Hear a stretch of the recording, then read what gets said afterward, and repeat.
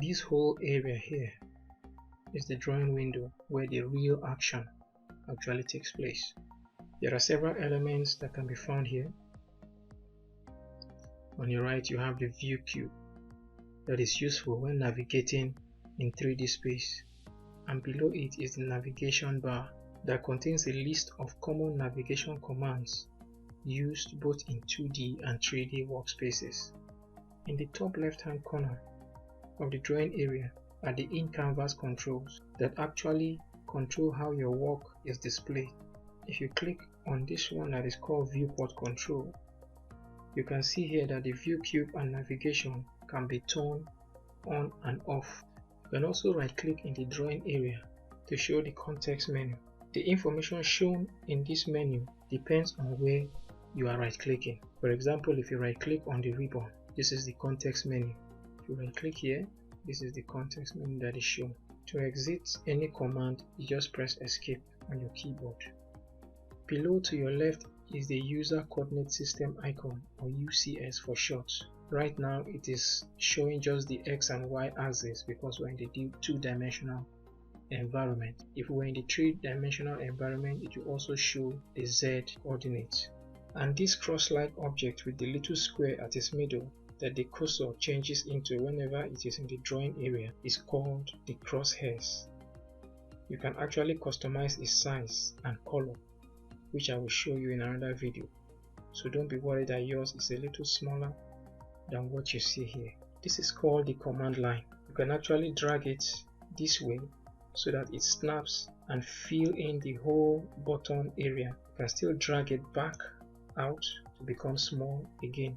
You can customize it by clicking on this spanner-like icon, and in case you accidentally close it, you can restore the command line by pressing Ctrl and 9, or you can search for the command line in the tab menu as we explained earlier. As a reminder, let us just search for the command line again. You click on the tab menu, type in command line. You can see that autocomplete brings it up for us. So this is command line, and it is telling us that the command line is actually on ribbon tab view. So when you go to ribbon tab view, you locate palettes, then you find a toggle button, ribbon toggle button, that is titled command line. So ribbon tab view, palettes, toggle button. So let's go to the drawing area by clicking outside here. So we go to ribbon tab view. This is our ribbon. We locate the tab that is called view. This is view. We locate palettes. This is palettes. Then they say there's a toggle button that is titled command line. So let's check for a toggle button that is titled command line. This is it, command line. So we click on it and our command line is restored. Let's go back to the home tab. So to explain more on the command line, we're actually going to drag it back in so that it fills the drawing area. Whatever command you are using, whether by clicking an icon or typing it in, it is usually shown in the command line. For instance, if I click on the command circle, notice in the command line that it is telling me command circle, and it is bringing me options that work with circle. Whatever command you are using at the moment, the command line has information for you. Notice that when you are typing in the command line, autocomplete brings out options for you so that you don't need to type in the full word that you are looking for. For instance, rectangle. Type in rectangle. You can see that autocomplete is already bringing out options for me. So instead of typing the full command of rectangle for rectangle, I can just go here and select it, and I'm in the rectangle command. You can see it in the command line. I pressed escape on my keyboard to exit that rectangle command.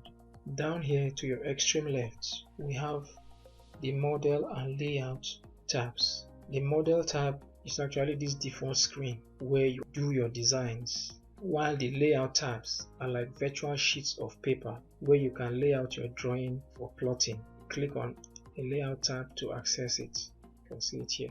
Also, if you go to the file tab up here, you can also access the model and layout tabs from there. So if we click on our model tab here, it brings us back to our model screen. You can delete and add layout tabs.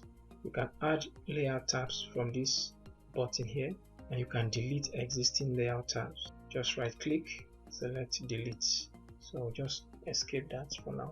Finally, at the bottom of the screen to your right hand corner, you will find the status bar. AutoCAD automatically adds some toggles to the status bar by default. You click on a toggle to put it on or off. The toggles that are blue are actually on. If I point to a toggle, you can see this toggle that is blue is telling me it's reading on there, while the toggles that are gray, they are off. So you click on a toggle to put it on or off. Each of these status bar toggle have their own menu, which you can access by right clicking on the specific toggle. So if I right click on this show snapping reference line, you can see it's bringing me more options here, and if I select it, it brings a window where I can adjust some settings, but we're not doing this for now. So I close to exit. If I right click on this toggle button, you can see the options that it brings, that I can make some adjustments also. I click to exit. You can also add or subtract items from the status bar by clicking on its customization button, which is to the extreme right here. And as earlier mentioned, the check mark means an item is already added to the menu. For instance, if I want to put off the workspace switching tab, which is this one, just click on it. It's off, it's back on, off, on. So I click outside to exit that. This completes our tour of the AutoCAD 2016 user interface. In the next video, we are going to be looking at customizing the user interface.